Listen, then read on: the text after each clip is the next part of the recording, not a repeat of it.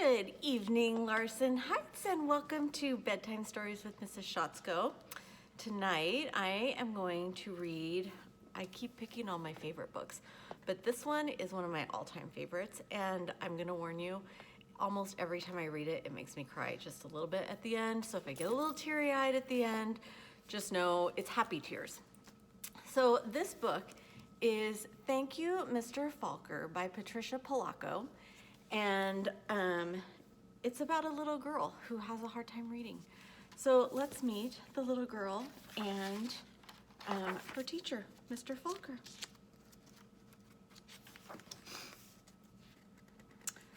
To George Felker, the real Mr. Falker, you will forever be my hero. See if you can figure out who this book is about. The grandpa held the jar of honey so that all the family could see, then dipped a ladle into it and drizzled honey on the cover of a small book. The little girl had just turned 5. "Stand up, little one," he cooed. "I did this for your mother, your uncles, your older brother, and now you." Then he handed the book to her. "Taste." She dipped her finger into the honey and put it into her mouth. "What is that taste?" the grandma asked. The little girl answered, "Sweet." Then all of the family said in a single voice, "Yes, and so is knowledge. But knowledge is like the bee that made the sweet honey. You have to chase it through the pages of a book." The little girl knew that the promise to read was at last hers. Soon she was going to learn to read.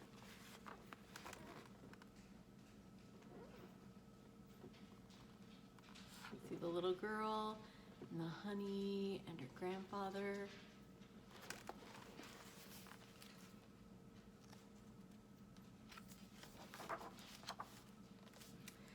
Trisha, the littlest girl in the family, grew up loving books. Her schoolteacher mother read to her every night. Her red-headed brother brought his books home from school and shared them. And when she visited the family farm, her grandfather or grandmother read to her by the stone fireplace. When she turned 5 and went to kindergarten, most of all, she hoped to read. And each day she saw the kids in the first grade across the hall reading. And before the year was over, some of the kids in her own class began to read. Not Trisha. Still, she loved being at school because she could draw. The other kids would crowd around her and watch her do her magic with the crayons. "In first grade, you'll learn to read," her brother said.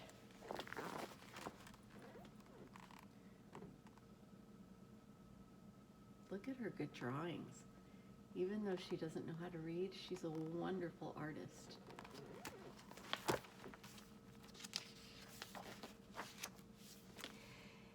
In first grade, Trisha sat in a circle with the other kids. They were all holding Our Neighborhood, their first reader, sounding out letters and words. They said, "Be, be, bo, be, oi, boy," and look. The teacher smiled at them when they put all the sounds together and got a word right. But when Trisha looked at a page, all she saw were wiggling shapes, and when she tried to sound out words, the other kids laughed at her. "Trisha, what are you looking at in that book?" they'd say. "I'm reading," she'd say back to them. But her teacher would move on to the next person. Always when it was her turn to read, her teacher had to help her with every single word. And while the other kids moved up into the second reader and third reader, she stayed alone in Our Neighborhood. Trisha began to feel different. She began to feel dumb.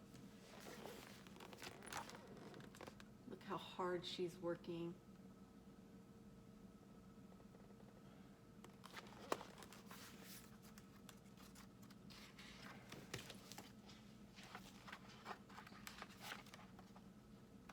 Sorry, the pages are all sticking together.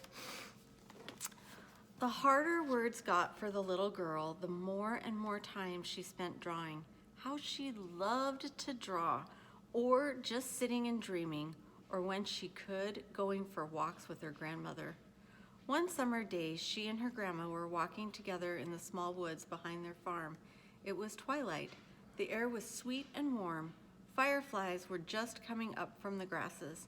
As they walked, Tricia said, "Grandma, do you think I'm different?" "Of course," her grandmother answered. "To be different is the miracle of life. You see all of those little fireflies? Each one is different." "Do you think I'm smart?" Tricia didn't feel smart. Her grandma hugged her. "You are the smartest, quickest, dearest little thing ever." Right then, the little girl felt safe in her grandma's arms. Reading didn't matter so much.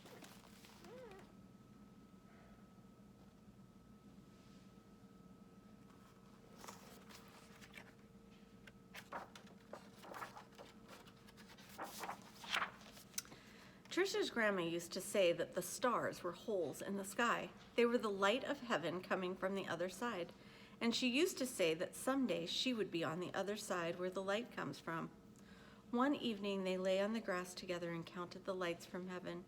"You know," her grandma said, "all of us will go there someday. Hang on to the grass or you'll lift right off the ground and there you'll be." They laughed and both hung on to the grass. But it was not long after that night that her grandma must have let go of the grass, because she went to where the lights were on the other side, and not long after that, Tricia's grandpa let go of the grass too. School seemed harder and harder. See, I told you, every single time this book makes me cry.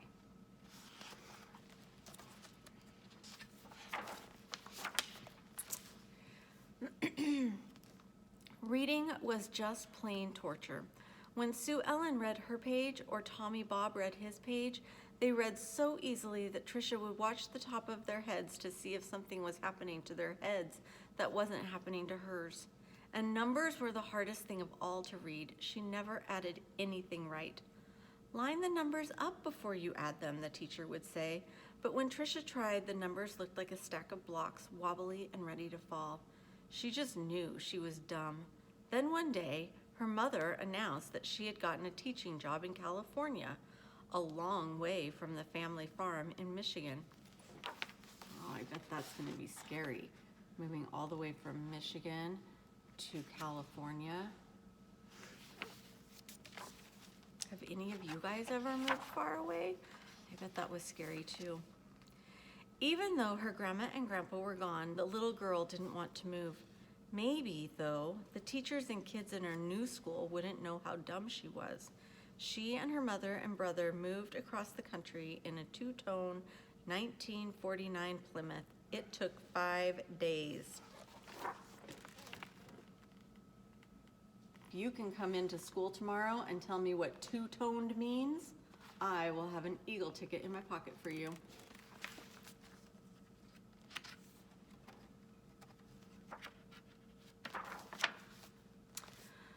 But at the new school, it was the same. When she tried to read, she stumbled over words.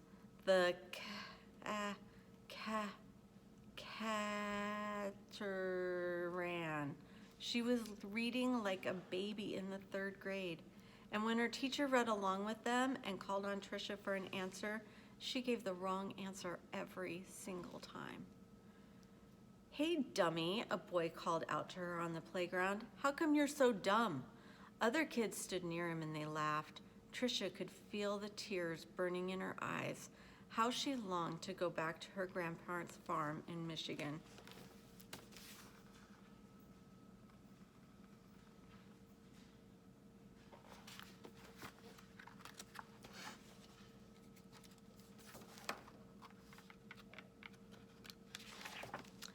Now Tricia wanted to go to school less and less.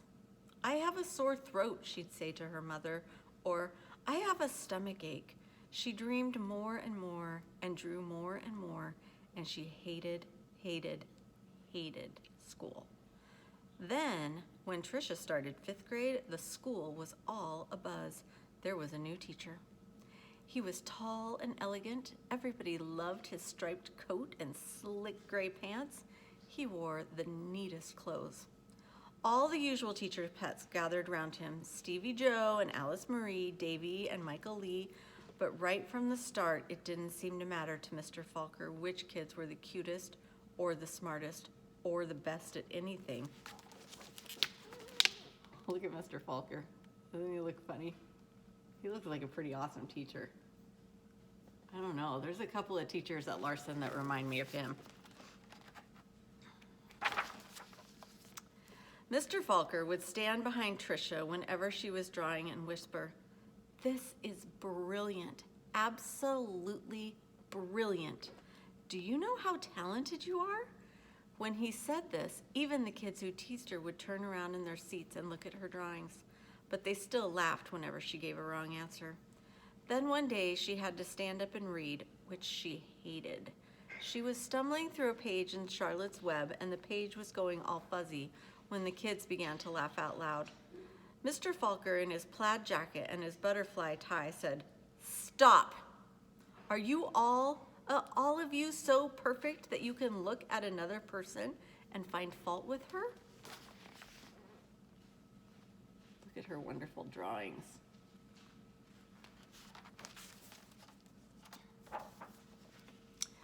That was the last day anyone laughed out loud or made fun of her, all except Eric. He sat behind Tricia for 2 whole years, but he seemed almost to hate her. Tricia didn't know why. He waited by the door of the classroom for her and pulled her hair. He waited for her on the playground, leaned in her face, and called her Toad.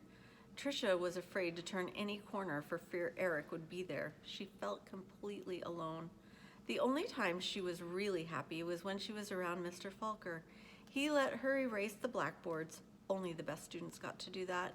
He patted her on the back whenever she got something right, and he looked hard and mean at any kid who teased her.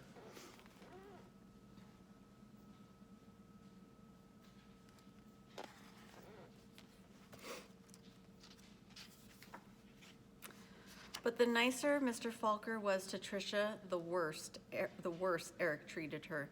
He got all the other kids to wait for her on the playground or in the cafeteria or even in the bathroom, and to jump out and call her stupid or ugly. And Tricia began to believe them. She discovered that if she asked to go to the bathroom just before recess, she could hide under the inside stairwell during the free time and not have to go outside at all. In that dark place, she felt completely safe.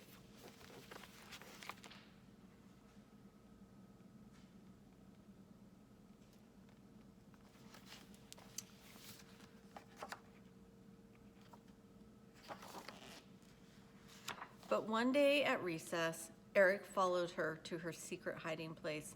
"Have you become a mole?" he asked, and laughed, and he pulled her out into the hall and danced around her. "Dumbbell, dumbbell, maggoty old dumbbell." Tricia buried her head in her arms and curled up in a ball. Suddenly, she heard footsteps. It was Mr. Falker. He marched Eric down to the office. When he came back, he found Tricia.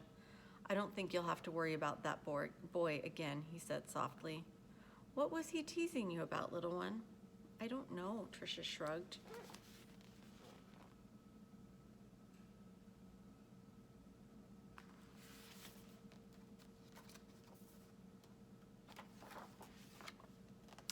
Tricia was sure Mr. Falker believed she could read. She had learned to memorize what the kid next to her was reading, or she would wait for Mr. Falker to help her with a sentence. Then she'd say the same thing that he did. "Good," he would say. Then one day, Mr. Falker asked her to stay after school and help wash the blackboards. He put on music and brought out little sandwiches as they worked and talked. All at once, he said, "Let's play a game. I'll shout out letters. You write them on the board with the wet sponge as quickly as you can." "A," he shouted. She wiped a watery A. "8," he shouted. She made a watery 8. 14, 3, D, M, Q, he shouted out. He shouted out many, many letters and numbers. Then he walked up behind her, and together they looked at the board. It was a watery mess. Tricia knew that none of the letters or numbers looked like they should. She threw the sponge down and tried to run.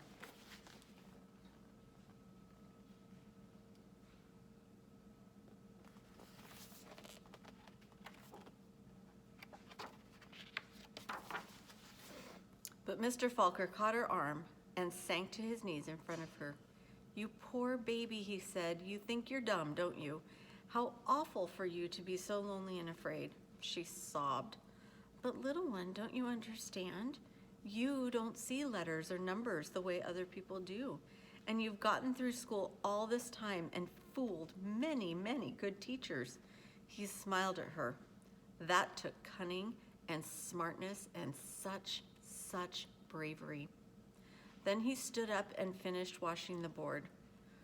We're gonna change that all, girl. You're gonna read, I promise you that.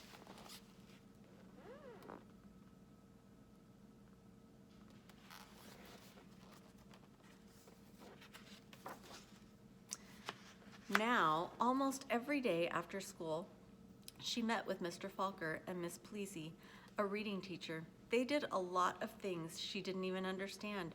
At first, she made circles in sand and then big sponge circles on the blackboard going from left to right, left to right. Another day, they flicked letters on a screen and Tricia shouted them out loud. Still other days, she worked with wooden blocks and built words. Letters, letters, letters, letters. Words, words, words, words. Always sounding them out, and that felt good. But though she'd read words, she hadn't read a whole sentence, and deep down, she still felt dumb. And then one spring day, had it been 3 months or 4 months since they had started, Mr. Falker put a book in front of her. She'd never seen it before. He picked a paragraph in the middle of a page and pointed at it. Almost as if it were magic, or as if light poured into her brain, the words and sentences started to take shape on the page as they never had before. She marched them off too. Slowly she read a sentence, then another and another, and finally she'd read a paragraph, and she understood the whole thing. She didn't notice that Mr. Falker and Miss Pleasy had tears in their eyes.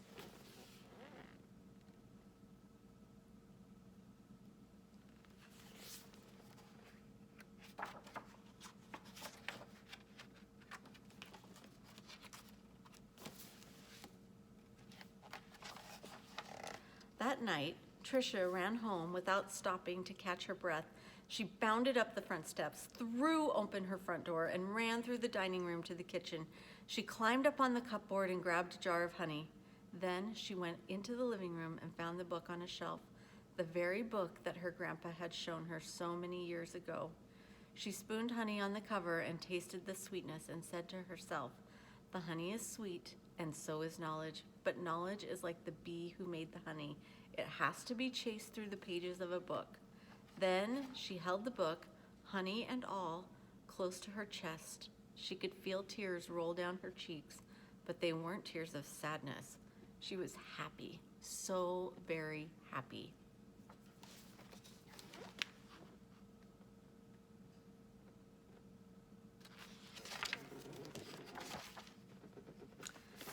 The rest of the year became an odyssey of discovery and adventure for the little girl. She learned to love school. I know, because that little girl was me, Patricia Polacco. I saw Mr. Falker again some 30 years later at a wedding. I walked up to him and introduced myself. At first, he had difficulty placing me. Then I told him who I was and how he had changed my life so many years ago. He hugged me and asked me what I did for a living. "Why, Mr. Falker," I answered, "I make books for children." "Thank you. Thank you, Mr. Falker."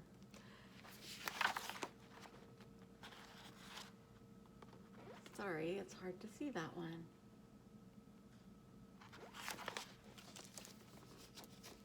So please come and talk to me tomorrow about this book. Have a wonderful night. Stay warm, get your blankets and your hats, because it looks like there's another snowstorm coming. And keep soaring with the eagles.